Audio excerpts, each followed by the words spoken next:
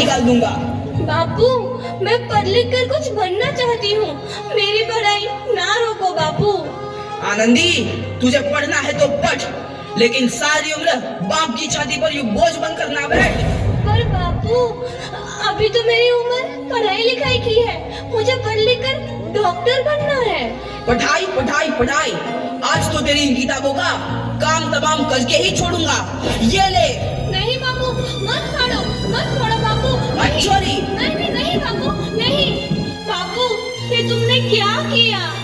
तुमने मेरी इन किताबों को ही नहीं फाड़ा बापू, मेरी किस्मत फाड़ दी, मेरी किस्मत। ये कॉपी किताबें ना सिर्फ छोरों के हाथ में अच्छी लगती है, लड़कियों के हाथ में तो सिर्फ मेहंदी अच्छी लगती है, मेहंदी। पर बापू, मैं लड़की हूँ तो क्या हुआ? लड़का और लड़की तो हमारे दोनों आंखों के समान होते हैं। चुप कर आनंदी, और यह एहसान मान कि अब तक जिंदा है तू। कहीं बचपन में गला दबाकर मार दिया होता तो यह तेरी बकबक नहीं सुननी पड़ती आज। पर बापू, मुझे चूल्हा जलाना अच्छा ना लगे है। देख छोरी, जितना जल्दी हो तू चूल्हा जलाना सीख ले, उतना ही अच्छा है तेरे लिए। और हाँ, तेरा ब्याह तो होगा, वो भी कल के कल। अबला जीवन है तुम्हारी यह कहानी, आंचल में है दूध और आंखों में है पानी। मुझे माफ कर दे बेटी, तेरे बापू के जिद के आगे मेरी एक न चलेगी। माफ कर दे बेटी, मुझे माफ कर दे। इस प्रकार मात्र 9 वर्ष की छोटी उम्र में आनंदी का विवाह गोपाल राव जोशी से हो गया। बाल विवाह एक सामाजिक कुरीति है और इस कुप्रथा का शिकार होना पड़ा आनंदी को। 5 वर्ष बाद आनंदी 14 साल की हो गई है। उसके घर एक शिशु ने जन्म लिया है। देखते हैं आगे क्या हो। देखिए ना, इसे क्या हो गया है? इसका माथा तो अंगार की तरह तप रहा है, इसे तो बहुत तेज बुखार है। आप बिना कुछ भी बोलते हैं, दीजिए मुझे। माधव, माधव, जल्दी से वैद्य जी को बुला के लाओ। जी, अभी बुला के लाता हूँ। ये तुम क्या कर रही हो आनंदी? भगवान की विभूति लगा रही हूँ। बस करो आनंदी, ये सब अंधविश्वास है। अरे आप यकीन तो कीजिए, भगवान की कृपा से इसका माथा ठंडा हो रहा है और बुखार भी उतर गया है ना बाबू? देखिए, दीजिए मुझे। उठो बाबू, आंखें खोलो, तुम्हें तुम्हारी माँ बुला रही है।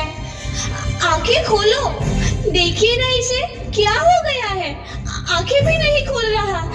आंखें खोलो बेटा, आप चुप क्यों है? आंखें खोलो बेटा, आंखें खोलो। आनंदी, हमारा बेटा कभी आंखें नहीं खोलेगा। नहीं, ऐसा नहीं हो सकता। मेरे बेटे को मुझसे कोई नहीं छीन सकता, कोई नहीं छीन सकता। पागल मत बनो आनंदी।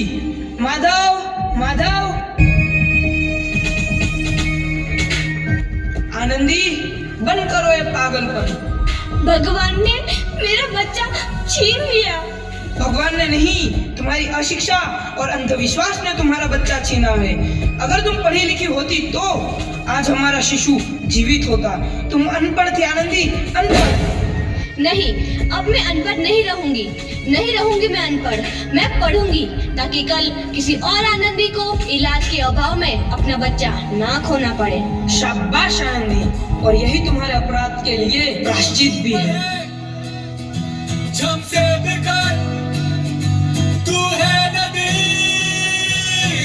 आनंदी, तुम्हारी 12वीं का परिणाम आ गया है। तुमने पूरे कॉलेज में प्रथम स्थान अर्जित किया है।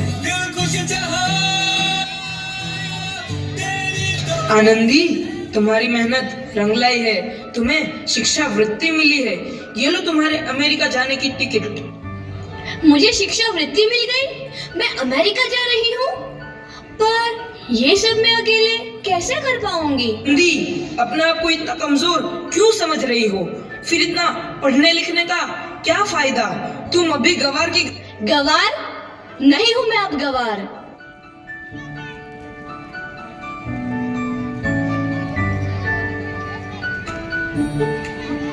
जल्दी दो इसको वोट दो। तो इस प्रकार 7 अप्रैल 1883 को आनंदी अमेरिका के पेंसिल्वेनिया के लिए रवाना हुई और 3 साल बाद उन्होंने डॉक्टर ऑफ मेडिसिन की उपाधि प्राप्त कर ली। इधर आनंदी के पिता की तबीयत बहुत खराब है। आगे क्या होता है देखते हैं। लगता है अब मेरे जाने का समय आ चुका है। मैं नहीं बचूंगा। ऐसा मत बोलो। शहर के सिटी हॉस्पिटल में अमेरिका से डिग्री लेकर कोई बड़ा डॉक्टर आया है। एक बार वहां चलकर दिखा लेते हैं। हाँ, सही बोला भैया। कम से कम दिल को तसल्ली तो मिल जाएगी।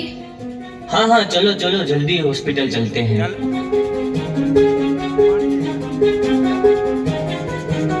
इस मरीज की हालत तो बहुत ही खराब है। कोई चमत्कार है इसे बचा सकता है। ऐसा मत बोलो भाई। डॉक्टर साहब कब तक आ जाएंगे? लो आ गई डॉक्टर मैडम। डॉक्टर मैडम जल्दी देखिए, मरीज की हालत बहुत ही खराब है।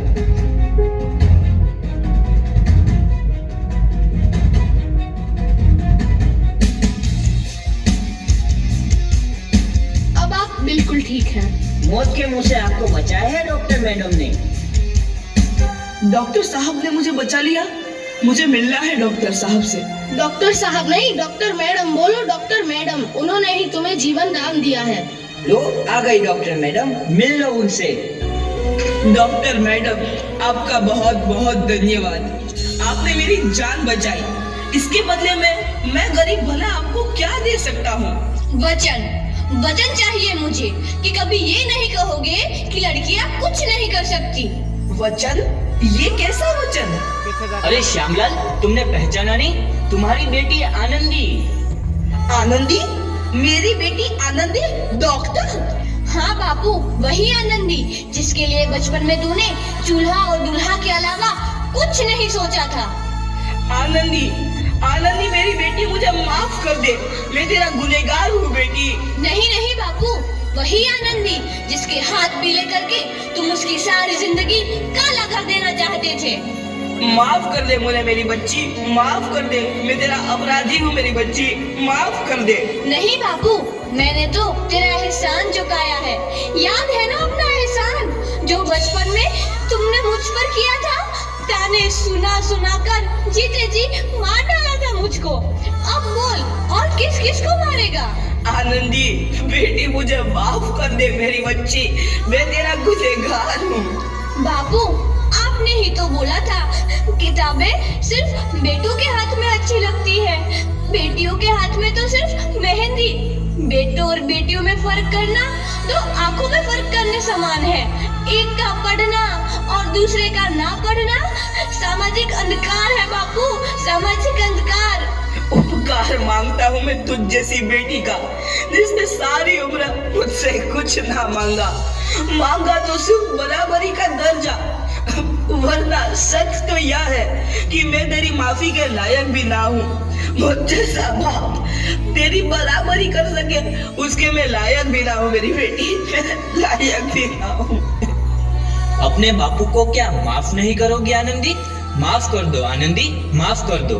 सुबह का भूला यदि शाम को घर लौट आए तो उसे भूला नहीं कहते। बापू। तो इस प्रकार आनंदीबाई जोशी ने अपनी मेहनत और अटूट इरादे से न केवल भारत की पहली महिला डॉक्टर बनी, बल्कि आगे चल के उन लड़कियों के लिए सुनहरा रास्ता दिखा गई जो जीवन में कुछ करना चाहती थी।